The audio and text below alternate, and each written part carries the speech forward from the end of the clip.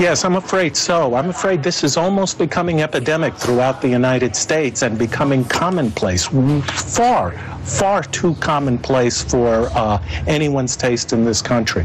We were just talking at MSNBC yesterday about the level of security at schools, at malls, at public gathering places, that it's just not measuring up to the current threat.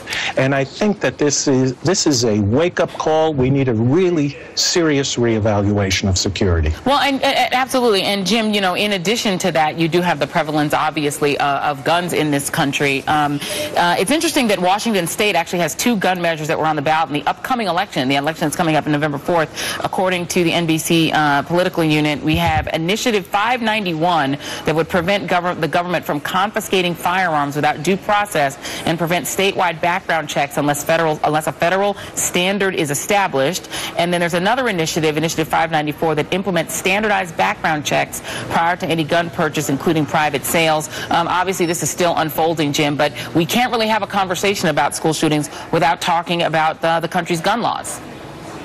Well, that's right. It's going to come up. It always does when we have mass shootings. And there's some good ideas. Background checks, I think 99% of the country supports. And I think those are good things. When school shootings, what I've found over the years and working them and also, you know, all the ones everybody's looked at, often is the gun comes from the home or a relative or a friend's relative. So usually it's a child can't buy a gun. You know, the federal law does not allow a person to buy a handgun unless they're 21, a long gun unless they're 18. They can get a gun as a gift from a parent, say, if they were 15 or 16, that they could use for hunting or target shooting. But a lot of times these guns come right out of the dresser drawer at the home. The gun's unsecured.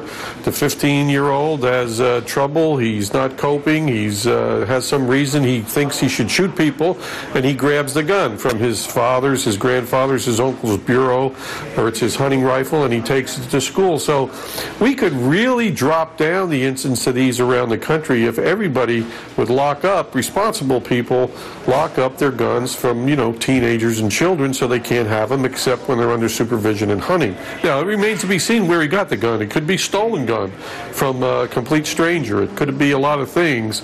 But we've seen in other school shootings, oftentimes when the children are younger, the guns are coming from the home.